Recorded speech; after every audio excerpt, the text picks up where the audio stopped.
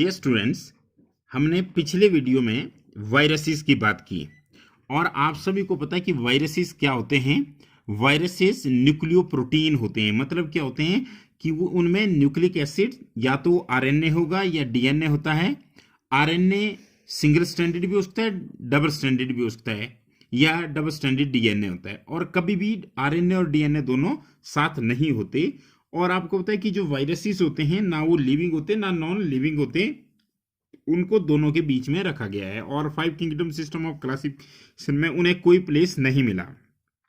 आज हम बात करेंगे विरोइड्स की, प्रियॉन्स की और लाइकेंस की।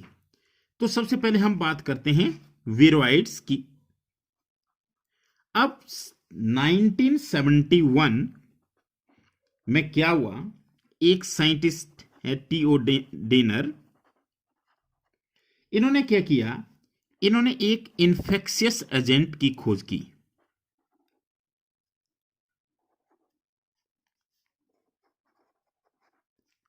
किस चीज की डिस्कवरी की इन्होंने? एक इन्फेक्शियस एजेंट की। और ये इन्फेक्शियस एजेंट कैसा था? It was smaller than virus. तो एक चीज तो क्लियर है कि जो हमारे पास विरोइड्स होते हैं they are smaller than viruses and it caused a disease which is known as potato spindle tuber disease। तो ये किसने खोज की? ये खोज की टीओ डेनर ने। कब खोज की? 1971 में। और क्या देखा उन्होंने कि एक इन्फेक्शियस एजेंट है जो कि वायरस से छोटा है और वो क्या कॉज कर रहा है? That is causing potato tuber disease. Now it was found to be free RNA. अब एक और चीज क्लियर हो गई, एक जो विरोइड्स होते हैं वो डिस्कवर किए गए थे टीओ डेनर के द्वारा, और वो इन्फेक्शियस एजेंट होते हैं और वायरसेस से छोटे होते हैं। दूसरा, दे आर फ्री आरएनए। इसका मतलब है कि इनमें प्रोटीन कोट नहीं होता है। जैसे आपको पता है कि जो वायरसेस होते हैं उनमें दोनों होते हैं, प्रोटीन कोट भी होता है और क्या होता है, न्यूक्लिक एसिड भी होता है, चाहे वो डीएनए हो चाहे आरएनए हो। तो दिस लैक्ड प्रोटीन कोट। तो ये बहुत इंपॉर्टेंट चीज थी, इसलिए इनको क्या नाम दिया गया? These were named as viroids. तो what are viroids? Viroids are the infectious agent which are smaller than the viruses and they have free RNA and they lacked protein coat. So these infectious agents were known as viroids and they cause diseases in plants, that is potato spindle tuber disease is one example that is caused by these viroids. Now the RNA of viroid that is of low molecular weight। मतलब अगर हम molecular weight के हिसाब से देखें तो अगर viruses हो जिनमें आरएनए हो तो उनका मॉलिक्यूलर वेट ज्यादा होगा, लेकिन विरोइड्स का जो आरएनए होता है उसका मॉलिक्यूलर वेट कैसा होता है? कम होता है। तो ये थे विरोइड्स। तो क्या होते हैं विरोइड्स? विरोइड्स ऐसे इन्फेक्शियस एजेंट होते हैं जिनमें फ्री आरएनए होता है बिना प्रोटीन कोट के, और वो वायरसेस से छोटे होते हैं और वो प्लांट्स में डिजीजेस कॉज करते हैं, और उनका जो आरएनए होता है वो भी लो मॉलिक्यूलर वेट का होता है। अब अगर हम दूसरी बात करें तो दूसरे होते हैं प्रियॉन्स। अब जो प्रियॉन्स होते हैं ये वायरसेस और विरोइड से कैसे डिफरेंट होते हैं? अगर हम इन मॉडर्न मेडिसिन की बात करें तो वहां पे कुछ इन्फेक्शियस न्यूरोलॉजिकल डिजीजेस पाई गई है। कैसी डिजीज है? इन्फेक्शियस न्यूरोलॉजिकल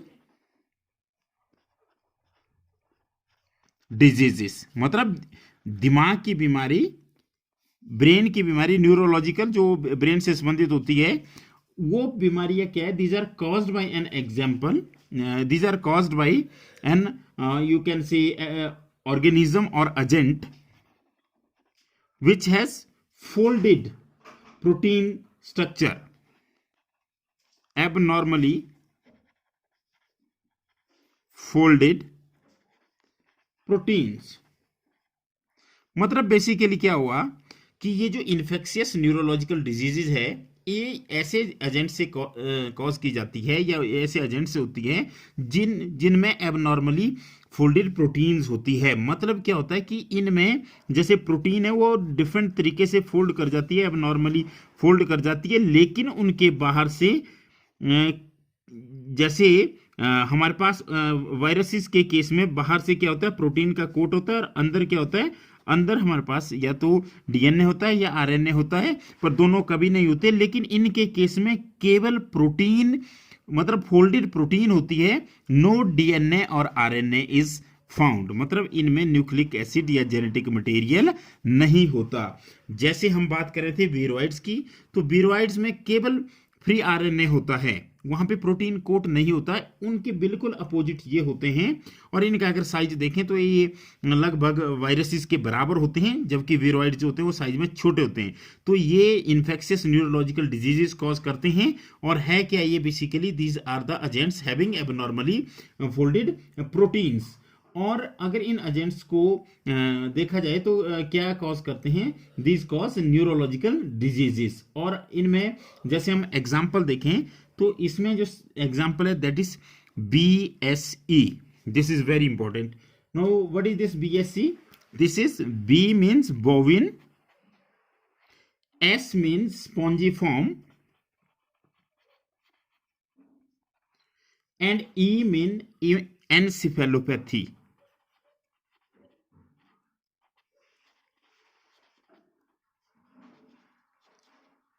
तो what is BSE? Bovine spongiform encephalopathy. और इसको अगर कॉमनली कहा जाए तो इसको बोलते हैं मैड काउ डिजीज। ये किस में होती है? ये कैटल में होती है। तो कैटल में किसकी वजह से होती है?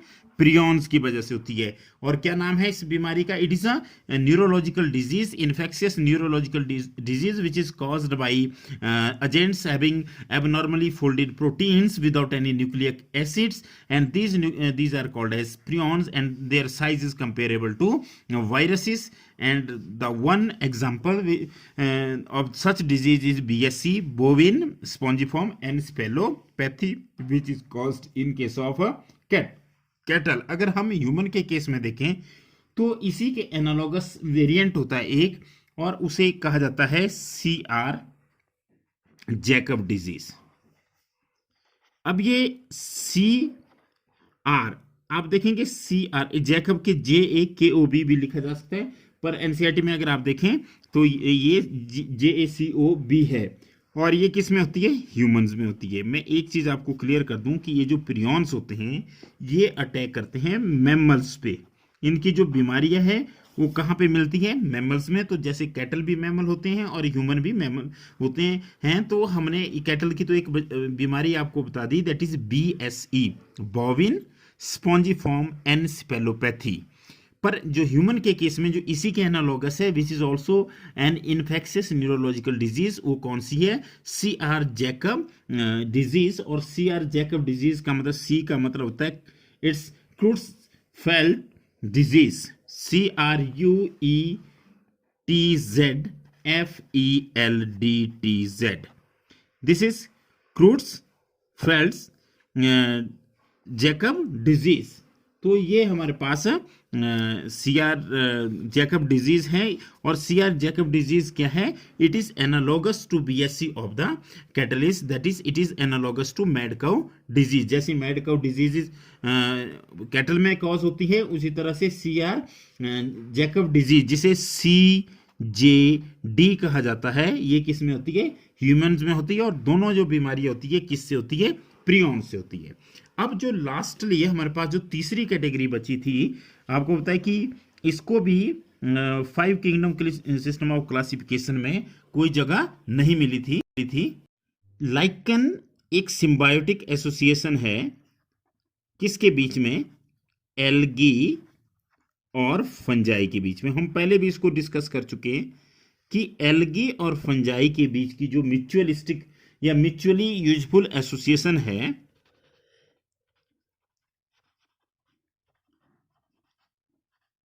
उसे कहते हैं लाइकेन। अब आप देखेंगे कि ये लाइकेन में 2 ऑर्गेनिज्म आपस में एसोसिएटेड होते हैं। तो इसमें लाइकन में जो एल्गल कंपोनेंट होता है, मतलब जो एल्गी होती है, अब आपको पहले भी मैंने बताया कि एल्गी की स्टडी को फाइकोलॉजी कहते हैं, तो यहां पे जो एल्गल कंपोनेंट होगा उसे कहेंगे फाइकोबायोंट। मतलब जो एल्गी वाला हिस्सा है उसे फाइकोबायोंट कहते हैं। और फंजाई की स्टडी को क्या कहते हैं आप सबको पता है, दैट इज माइकोलॉजी। तो फंगल कंपोनेंट को बोलेंगे माइकोबायोंट। मतलब माइकोबायोंट और फाइकोबायोंट, मतलब एल्गी और फंजाई दोनों की रिलेशनशिप इस तरह से होती है कि आप जजमेंट नहीं कर सकते कि ये दो ऑर्गेनिज्म है, वो इस तरह से एसोसिएटेड होते हैं और एक ही ऑर्गेनिज्म अपीयर आता है। मतलब ऐसा नहीं लगता कि लाइकेन जो है कि नहीं दो ऑर्गेनिज्म की both of them they are associated with each other and they form an individual entity which is known as lichen.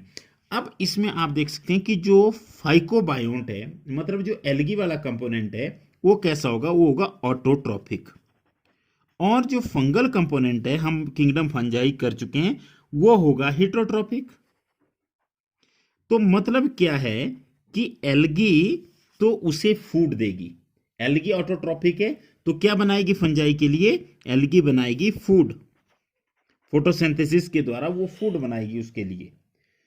लेकिन फंजाई क्या देगी उसको, क्योंकि म्यूचुअल रिलेशनशिप है तो दोनों कुछ ना कुछ एक दूसरे को देंगे। तो ये जो फंजाई है ये एक तो ये शेल्टर प्रोवाइड करती है एल्गी को, और दूसरा मिनरल एब्जॉर्प्शन में मदद करती है, मिनरल और वाटर एब्जॉर्प्शन में करती है, मदद करती है। तो इस तरह से जो हमारे पास दोनों के बीच की म्यूचुअल रिलेशनशिप है that is called a lichen. What is lichen? Lichen is a symbiotic association. You can say it is a mutually useful association. Mutually useful association का मतलब कि दो ऑर्गेनिज्म के बीच की एसोसिएशन जिसके बीच में जिसमें दोनों को कुछ ना कुछ बेनिफिट होता है। और एल्गी और फंजाई जब एसोसिएट हो जाती है तो लाइकेन बनाती है।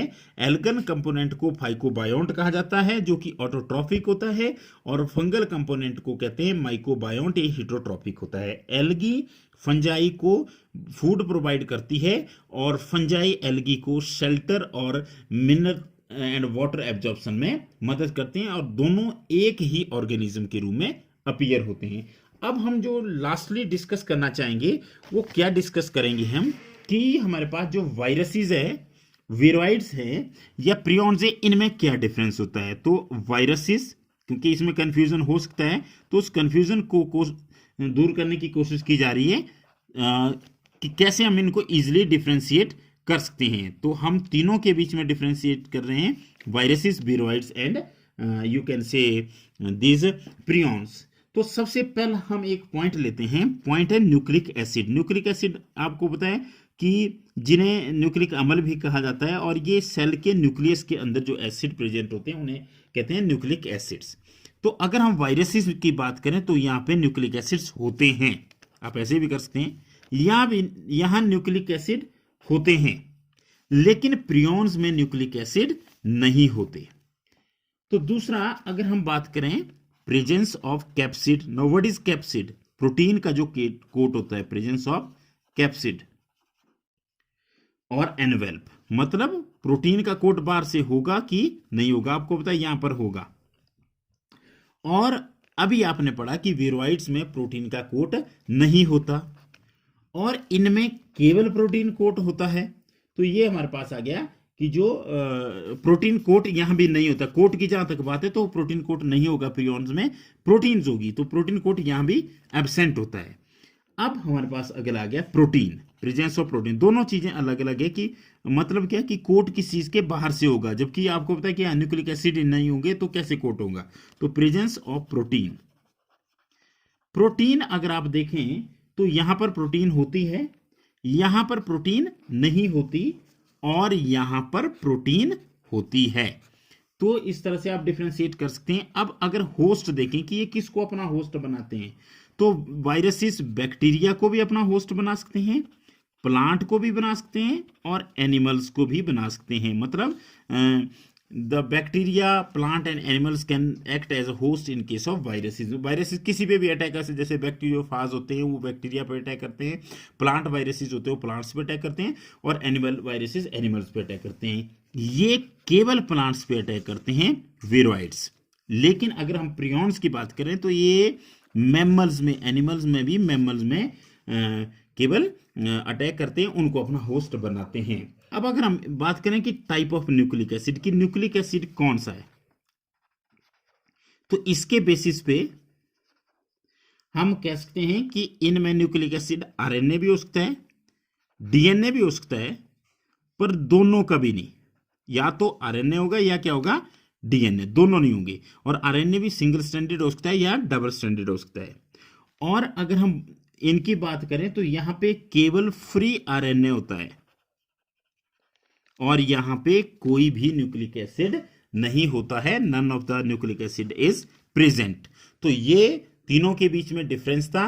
तो अब लास्टली मैं आज जो हमने टॉपिक पढ़ा उसको रिवाइज कर देता हूं कि जो वीरोइड्स होते हैं, वीरोइड्स क्या होते हैं, 1971 में टी.ओ. डेनर के द्वारा इनकी खोज की गई थी as an infectious agent which are smaller than the viruses and they have free RNA and they cause potato spindle tuber disease and they lack protein coat. और अगर prions की बात करें तो these cause infectious neurological diseases and these are the agents having abnormally folded protein without any nucleic acid and they cause the diseases in you can say mammal, जैसे BSC bovine spongiform encephalopathy जो है वो mad cow disease cattle में होती है, और इसी का एनालॉगस जो है ह्यूमन में CR जैकब डिजीज होती है जिसे CJD भी कहा जाता है। और लाइकन क्या चीज होती है, लाइकन एसोसिएशन होती है एल्गी और फंजाई के बीच में, और algal component is phycobiont which is autotrophic and fungal component is mycobiont which is heterotrophic. The algal component helps in nutrition, that is it provide food to the fungi while the fungi provides shelter and mineral और water absorption, water to the algae. तो ये इस तरह से आज हमारा जो chapter है वो कंप्लीट हो जाता है। अब हम इसके बाद नेक्स्ट वीडियो में एनसीईआरटी की एक्सरसाइज करेंगे। Thank you very much.